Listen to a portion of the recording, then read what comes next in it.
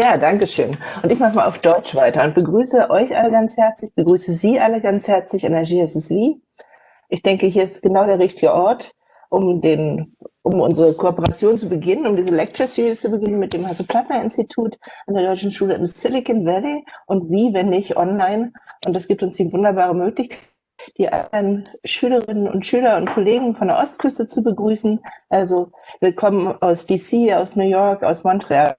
Und Portland ist nicht ganz an der Ostküste. Kommen natürlich, wir da seid und dass auch unser Verbund hier eine Rolle spielt.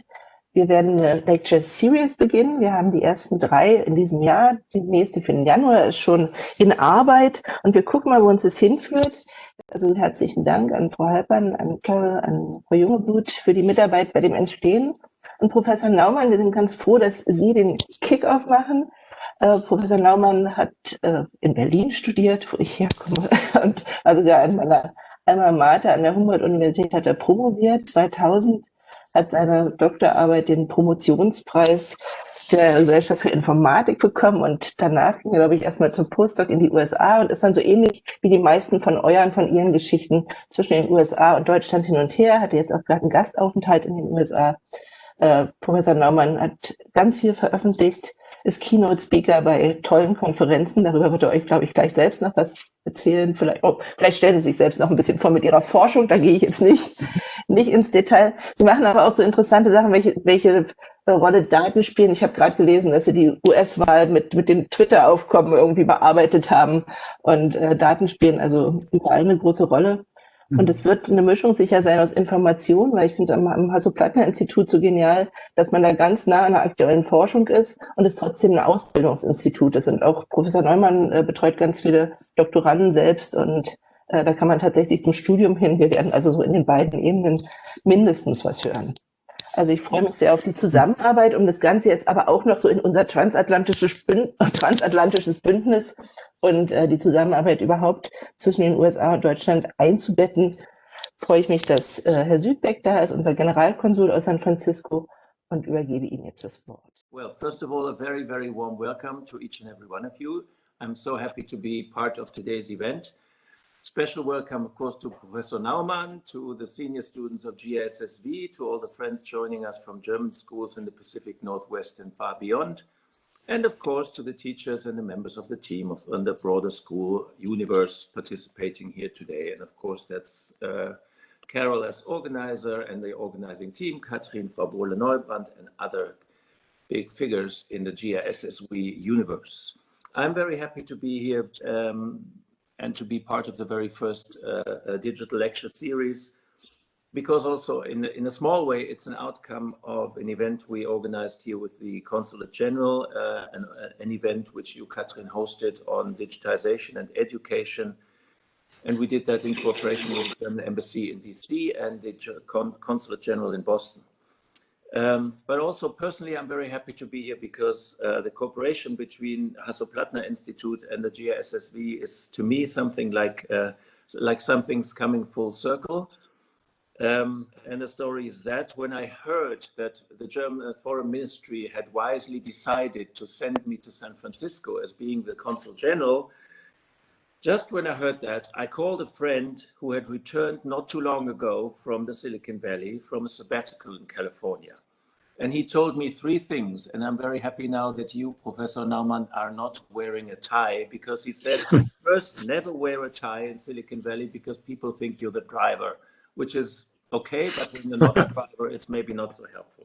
Secondly, in preparation for going there, you must see Professor Meinl at Hasso-Plattner-Institut, which then a few days later I did, and I learned a hell of a lot in this 1 hour on design thinking and about the swing of things in Silicon Valley.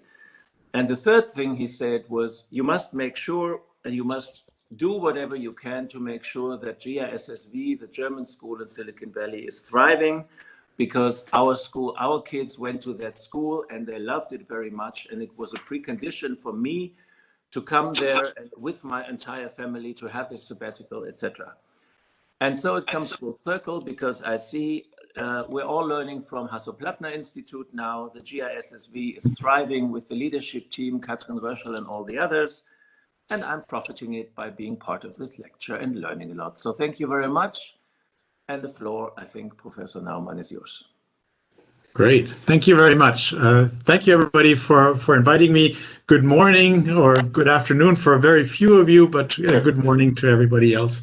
So it really is a great pleasure to be here. And since you mentioned my background, so I do have a background with the German schools as well. So in fact, I myself visited the German school in Bethesda in DC, in Washington, DC for 2 years. This was in 5th and 6th grade. And my children visited the school in New York. So I do have a whole bunch of personal connections to these German schools. So it's my special pleasure to be here. The introduction was by all the teachers and the Consul, but I'm trying to give this talk or this lecture, of course, to you students. So do ask questions in the chat and ask questions later on in the Q&A. So I've designed this lecture in a little bit of a mix between some technological aspects, but also maybe some, let's say, ethical or personal life aspects, as you can also see from the title. I do have to start with 1 or 2 slides about the Hasso-Plattner-Institut. So you've heard about it already now, and you can see this very, very nice campus here. So, yeah, and there's at the bottom left, you can see Hasso-Plattner himself. So he's the founder or co-founder of SAP. So he's one of the richest Germans. And I always like to say he's like the Bill Gates of Germany, right? He's not quite as rich as Bill Gates, but at some point it doesn't really matter. And if you could just pay for a whole institute, then, you know, it doesn't matter if you're Bill Gates or Hasso-Plattner. And so we're very grateful to him for sponsoring this institute. And by the way, also institutes at Stanford University. There's an institute in New York and in several other locations in the world. Right. And so indeed, we do research and teaching. In some sense, we're really like a normal university institute, a computer science institute or department at a university, but we're privately funded. And this gives us quite some advantages. And we have bachelor programs, master programs in IT systems engineering, but also data engineering, digital health and cybersecurity. And if you want to get a bit more of a taste of HPI, you're very welcome to visit OpenHPI, which is our online teaching platform with very many courses. Some are always ongoing, but you can also visit the older courses. I've given actually 2 courses on this platform, so you can look at this.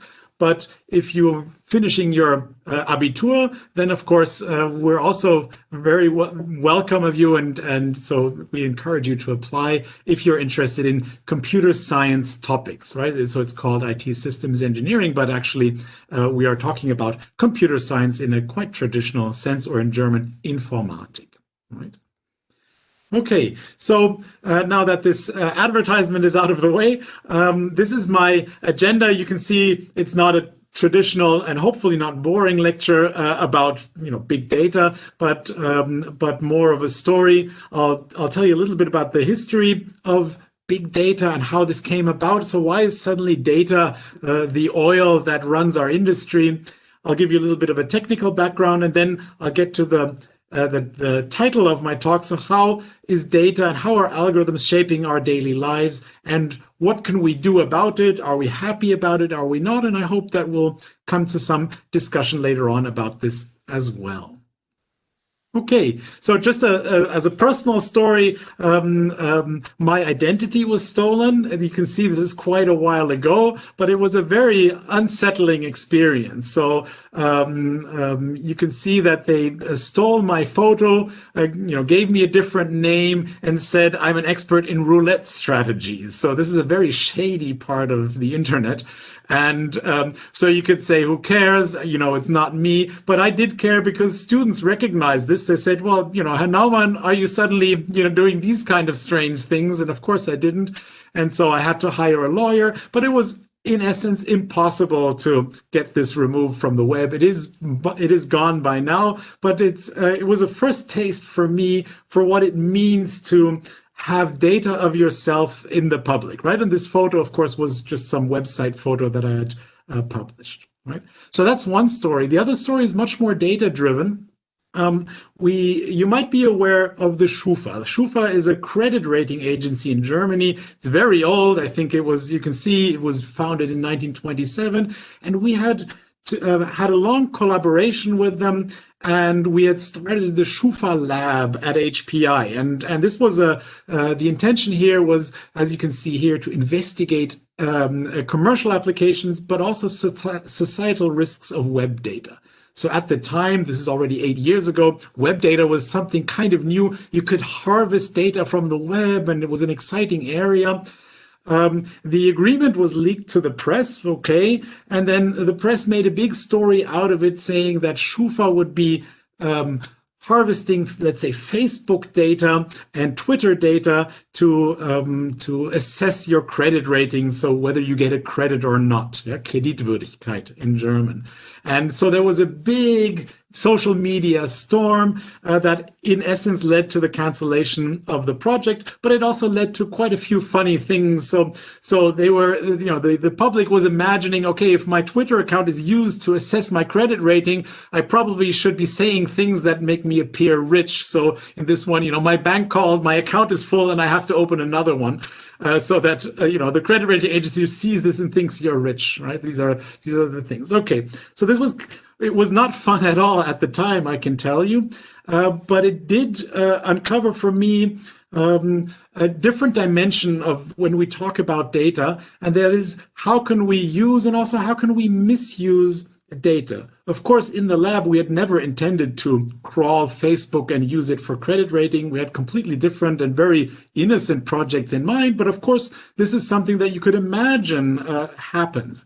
And at the time, there was a big fallout, and we got actually letters from different ministries that were complaining about this project or saying this has to stop. And in one, a federal minister wrote to us and saying that they cannot imagine that web data is used commercially. And so to me, this clearly said that they just didn't understand how the web works at all. This is the only thing, almost the only thing that keeps the web running is commercial applications with user data. That's the whole point of all of these social media and of Google, of Apple, etc. This is about commercial use of data. This is it, right? And then you might have heard this nice statement of our chancellor saying that the internet is uncharted territory. So to me, it was a quite eye-opening, and it was also a shift in the kind of research I did to think about, okay, what can we do with data? What should we do? What should we not do with data? Okay. So a little bit of a history. How did this come about, this data-oriented research? Why is suddenly data shaping us and shaping the internet, shaping research? And a very famous researcher, Jim Gray, who you can see in the top right corner, is in essence one of the founders or the forefront thinkers about big data and using data. And he published a book called The Fourth Paradigm of Science. And he basically explained that we are now in an era that is data intensive, about data intensive research. And the previous eras of research were, the very first one was empirical and experimental. So researchers just tried out things and recorded things. So think of Humboldt traveling across America and taking notes, measuring temperatures and mountain heights, and just collecting data and doing science in that way. And then in the next era, researchers were trying to understand and explain nature. And this was the theoretical side where we make many observations, but we also try to explain them in a, let's say, mathematical or scientific or physical model. So we have Einstein here, who basically tried to model physical effects in equations, right? And it's an important part of research.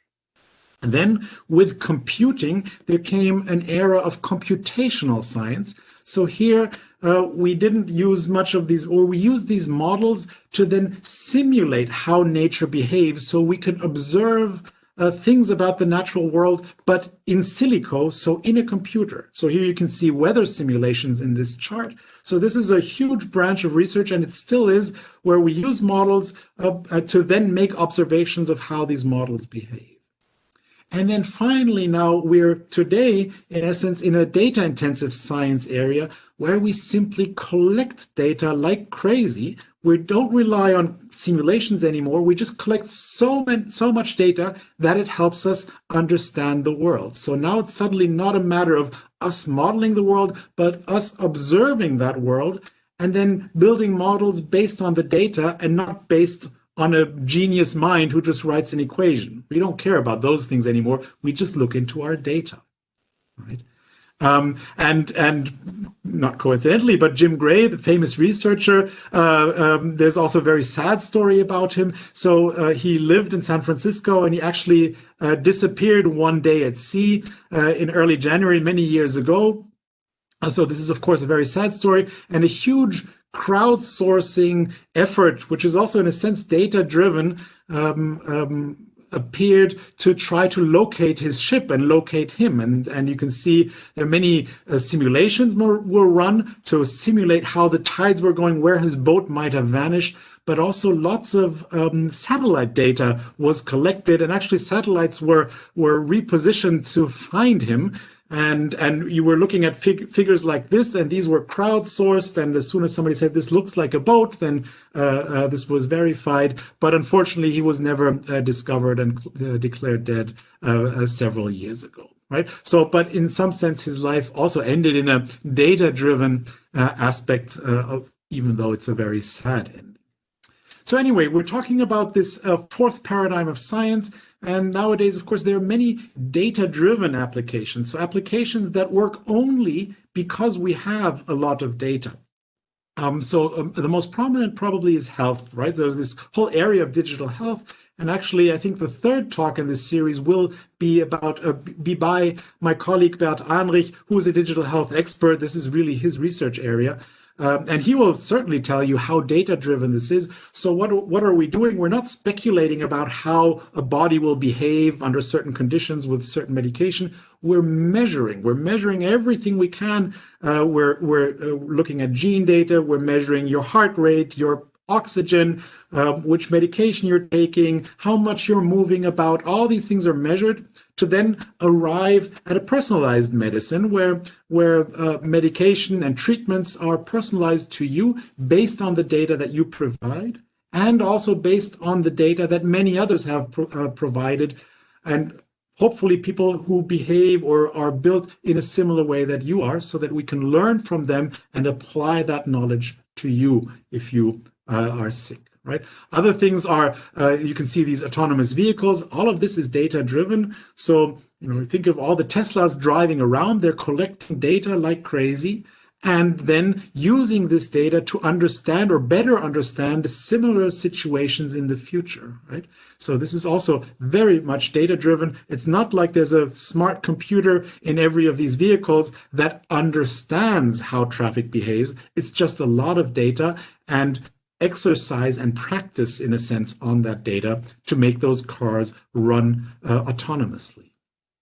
Okay, and you can see there are lots of other applications which I won't go through. So now we're talking about data. Let's talk a little bit about how do we analyze this data? What can we do with this data, right? So just collecting it, of course, is not enough, right? And you have to do something with it. And so here's a famous story of Jon Snow. This is, of course, not the Jon Snow of Game of Thrones. This is Jon Snow, the statistician who lived in London and observed disease outbreaks. And he was the first one to actually count deaths by household. So he drew this map of this area where this disease was breaking out. And you can see in these little lines on the right-hand corner, the number of deaths in that household. And if you look at the bigger chart, you can see that they're kind of grouped in some area, and there are very few deaths further away from this local area. And his conclusion was there must be something here in that area that is causing this sickness. And it was found that there was, in fact, a pump that was pumping, fresh water, but it wasn't really that fresh. There was lots of sewage mixed into that water, and so and causing this disease and so they closed that particular pump, and as if by magic, the disease did not spread any further. So this was simple science in the sense of we were just counting, right? We were counting, looking at a little bit of distributions. This is what I call aggregation. Aggregation, we're summing up data and drawing our conclusions. So very, very simple, but in this case, of course, very effective. Then I'm going to say 100 years later, we have advanced many methods, and then there was this, and still is this big area era of data mining. So it's not just we're counting and looking at the data, we're automatically inferring rules out of this data. So we can infer rules saying, for example here, 35% of all customers who bought this one product also bought this other product. And so this is more than just counting, it's making connections between different products across many customers. And this is then useful to stack things in the supermarket correctly, for instance, right? Or to make recommendations when you shop on Amazon or eBay, right? And I added here this famous beer and diaper example. This is folklore. One of the first rules that was discovered, that people who buy beer also buy diapers, and you can think for yourself what that might mean. Okay, this is a data mining, just inferring rules from the data. A step further is what we call clustering, so grouping similar items automatically. So it's no longer that we say, okay, we want to group all beverages and all non-food items. It's not that we're saying we want to group all male and all female customers, but actually algorithms find their own groups. They figure out that this group of customers is quite similar in their behavior compared to this group of clusters, and we don't even need to say what defines them. The algorithm just tells us they are similar, right? And based on that kind of a similarity, we can again make recommendations, give medication, or advertise in specific ways, completely automatically, just with the data. If we want to go one step further, we perform classification. So now we want to organize items automatically into a fixed set of buckets or baskets or groups, right? So we say we have these 10 different kinds of customers. Along comes a new customer. What kind of customer is he? Or along comes a new voter. We have some data about him or her. Can we predict whether that voter will be voting Republican or Democrat or independent, right? And again, this is data-driven. This is done completely automatically, right? And then finally, and this is what might be on many people's mind, is this area of machine learning or deep learning or deep neural networks, where models are trained based on a lot of data to perform all kinds of tasks, not just classification tasks, but as you could see, autonomous driving tasks, playing chess, and all kinds of things, just again based on collecting a lot of data. Okay, so this is a little bit of a history of how this is. Sorry, let me go back. How big data came about. Let me just briefly mention a few aspects of big data. So big data does not mean a lot of data. It can mean that. So the volume of data is certainly relevant, but also the speed at which the data is coming at you is relevant. Also, the data can be of a huge variety, different structure, formatted differently, about different things. And the big problem is organizing, understanding this data, storing this data, because it comes in such a varied form. And then another problem is the data quality. So how true, how good, how clean, how complete is the data that I'm looking at? Okay, and then of course researchers came up with a whole bunch of other words that start with V that also characterize big data, but we'll skip those. As you can see, that it will be recorded, so you can pause the video and have a look at these, but I'll just skip them in the interest of time. And actually, I'll also skip this one because otherwise we won't have much time. So what are the limitations? Can we collect and analyze data forever and ever? Can it be more and more data? So I just want to share with you two, I think anyway, interesting aspects of what machines can actually do, how big we can get, how well we can analyze data. And there are two laws that I wanted to show to you. And if you remember nothing else from the computer science aspect of this talk, this is what you might want to remember. So this first one is Amdahl's law. And don't worry about the complicated formula. This basically says that if you have a program and you get more and more data of that program, so you need to run it on many computers. So it won't fit on one computer anymore. So you'll just buy more computers and more computers. Amdahl's law says this cannot go on until infinity. There's a limit of how many computers you can throw at the problem and still solve it. So basically, it says that any given program cannot be scaled to arbitrary amounts of data. In a typical situation, you might be limited to maybe 100 or maybe 200 machines. And after that, if you buy more and more computers, it will just not help your problem anymore, because the degree of parallelization of what you're trying to do basically is limited. And so even if you have a lot of money, there's no use. So even if you're Google, you're trying to push that boundary more and more, but there's an actual border to this, and which is surprisingly and sometimes frustratingly low. Right? So if you're really, really good, you can buy, let's say, 200 machines to solve your task efficiently, but every next machine will hardly help anymore. Okay, so this is Amdahl's law. Another interesting aspect is the CAP theorem. The CAP theorem also talks about how to deal with a lot of data in a distributed system. So think Google, think Amazon, think eBay, think Apple. So all these companies have so much data and so much processing that they cannot do it on a single machine in a single, let's say, data center. It has to be spread out across many machines, many countries, many continents. And this interesting basic theorem says that of these three nice properties that you would like to have, you can always only choose two.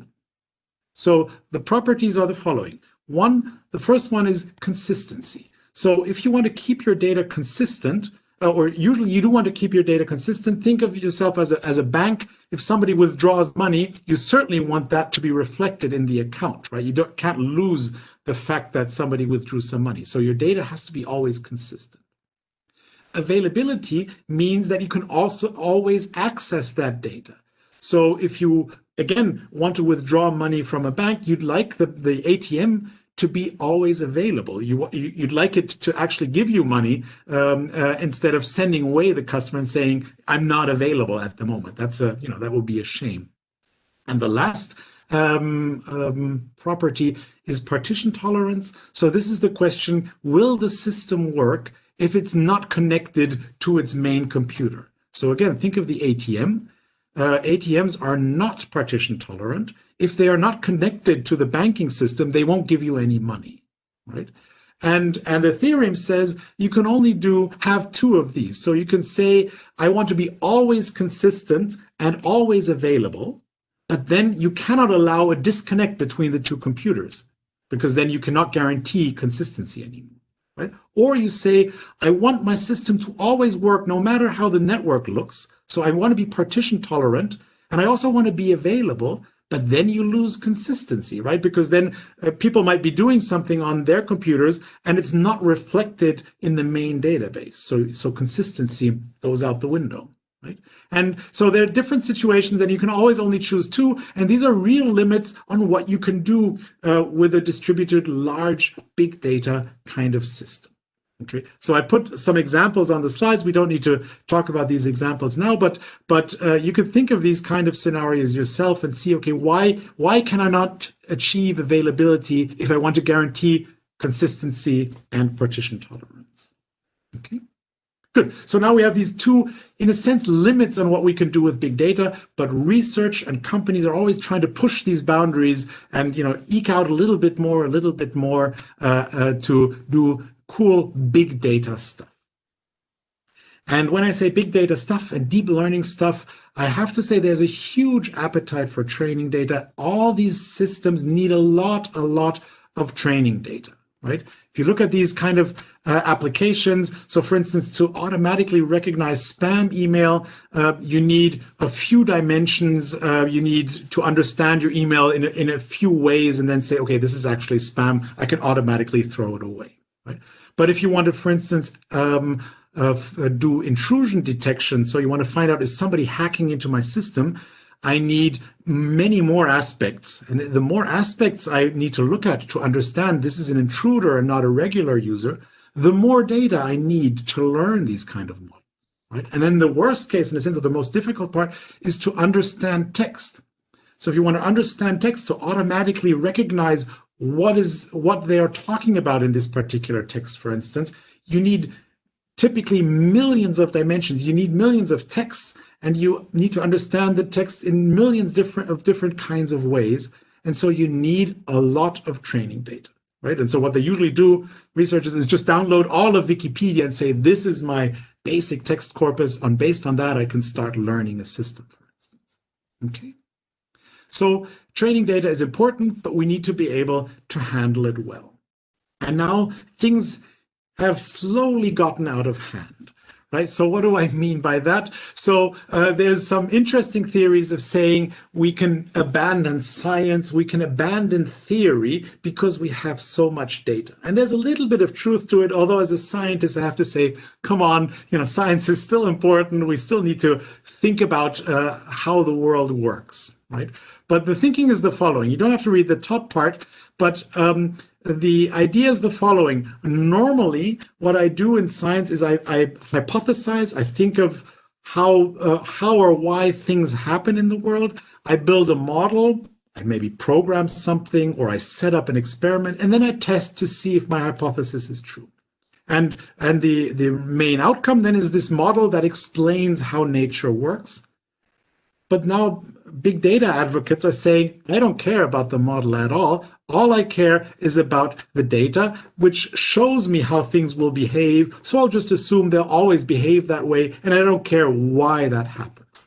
So the analogy would be the following, right? So you have in mind Isaac Newton, who famously came up with the law of gravity, and the thinking was he was sitting underneath the apple tree and he saw the apple fall, and so came up with why is the apple falling? Can I find a general law that explains how and why this apple falls based on gravity? Right? And somebody like Jeff Bezos or Bill Gates, or who's running these big companies, says, I don't care about this gravitational law at all.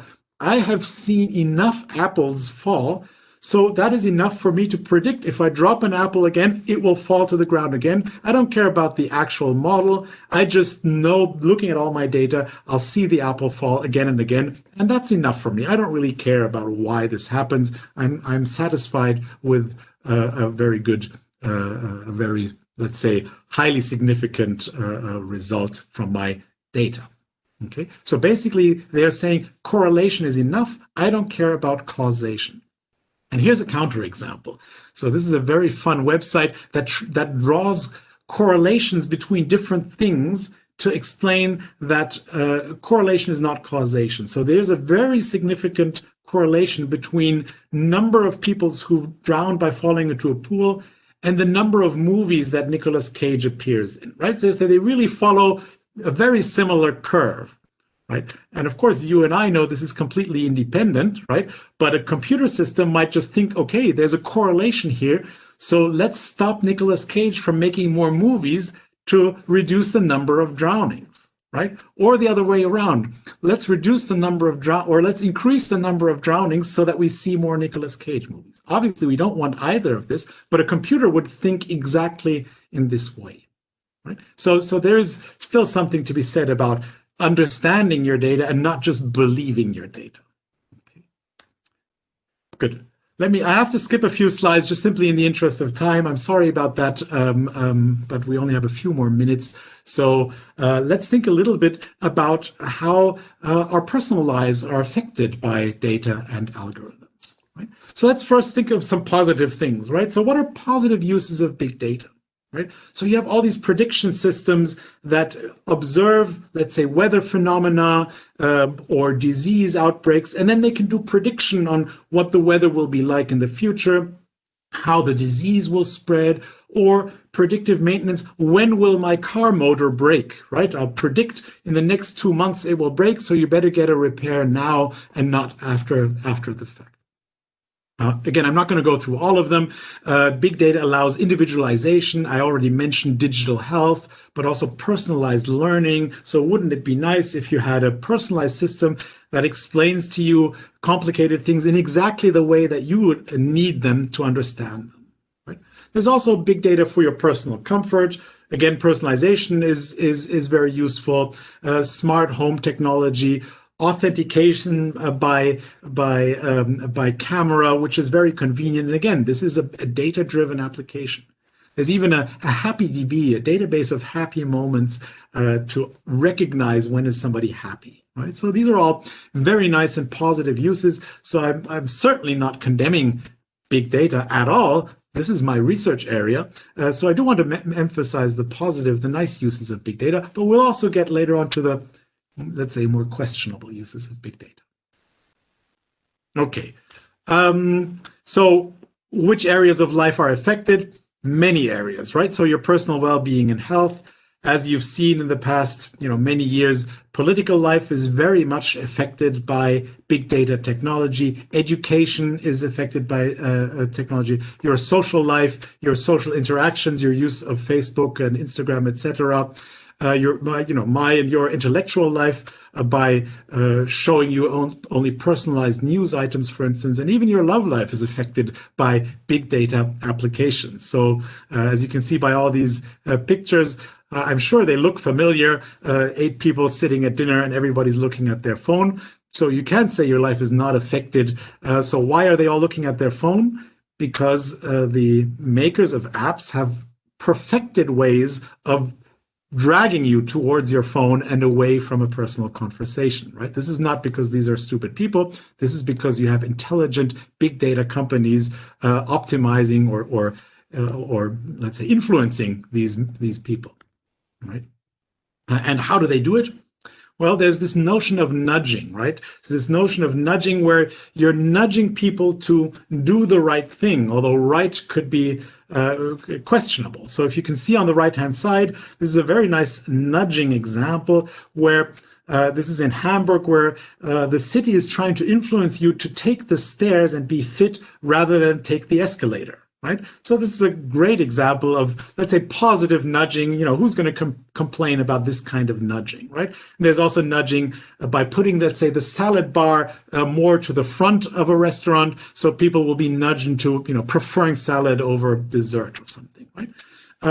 But there's also this notion of big nudging, of nudging people based on data and then doing individual nudges, right? So trying to influence your voting behavior, trying to influence your mood, right? And this has actually worked. So Facebook can actively influence your mood. Twitter can actively influence how you feel. And of course, influencing your behavior. It's not just how you feel, but what you do, right? And the creepy thing here is it's done for you personally. It's based on big data observations of you and many others who are similar to you. And then these systems are optimized to nudge you into a certain direction. One example I have from the gaming area, I'm not sure if anybody plays this game. I think it's Gardenscapes, right? But this is a perfect example of nudging people to continue playing and to possibly spend money on the game. How do they do it? Well, you can see there are lots of different currencies. There's a star, there's 2 inboxes, so you need to read whatever is there. You have lots of tasks pending. You have this kind of points. You have that kind of points. So everywhere it's screaming at you, you have to engage with me, and collect this and do that, but don't leave this app, right? This is how these machines are really targeting you to spend money for these, free-to-play kind of games. And believe me, they're optimizing this. This is not just a fixed set of rules. This is done for you, right? For you personally. Okay, and then now maybe as a closing thought, where is all this heading? So I wrote a blog article, Reflections of a Data Skeptic, And I'm kind of wondering where society is going in this way. So we are, being optimized more and more, right? So you can see on the right, maps tell us where to go. If you look for a restaurant, Google can influence on Google Maps. Google can influence which restaurant you'll visit, right? So don't think that there's a ranking there based on proximity. It's a ranking based on popularity. But who knows what else they're ranking in there to get you to visit a certain restaurant, right? And we have lots of these kind of examples. My favorite example is this one here, these sleep apps, and a husband waking up and saying, "Honey, I did it. I got a sleep score of 98." So you can't tell me that these machines and systems and algorithms and apps are not shaping us, right? They are really shaping how we behave and what we do, and thus, in effect, optimizing everything. Let me just skip one more slide. Optimizing our lives, right? So there's this nice quote of Alex Pentland. He's a professor at MIT, or I think a lecturer at MIT. And he said, if you could see everybody in the world all the time, where they were, what they were doing, who they spent time with, then you could create an entirely different world. You could engineer transportation, energy, health systems that would be dramatically better. And I completely agree with him, right? But what does better actually mean? Better for whom? Better for my health, or better for a profit of a company, or better for a government to have well-behaved citizens? We are not steering what is better, right? Big data companies are steering what actually means better. And this is something all of us should be on the lookout for, right? I'll skip this as well. I think we can skip this. And so maybe I'll just jump to my final slide about responsibility of computer science and computer scientists, right? Let me literally go to the, almost last slide here. I've attended talks by companies. One keynote speaker from industry, he was explaining a system they were developing that connects Twitter accounts with bank accounts. So the banks were interested in finding, okay, which Twitter handle do you have, so we can learn more about you, and then also maybe rate your credit, or credit rating, or or send you advertisements, etc. And this same speaker said, look at this great system that we built, and by the way, that's why I closed my Twitter account, and that's why I had my son close his Twitter account. So for these companies that are creating this kind of software, it's an obvious given that you cannot be using Twitter anymore, that you cannot be using Facebook anymore, because companies use that, in essence, against you. I'm not quite sure what against means, but for sure not allowing you a free will in what happens with your data and what happens with the analysis of this data.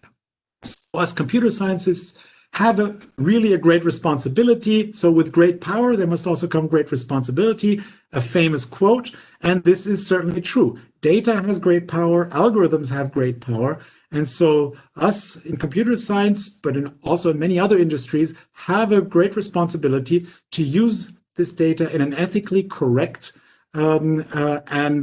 and morally agreeable way. And of course, that's a very difficult proposition, but this is something that keeps us awake at night in our research and in the things that we build and develop. So I hope this is a little bit of a positive note at the end. So, not all is lost. And now I'm very much looking forward to your questions and your comments.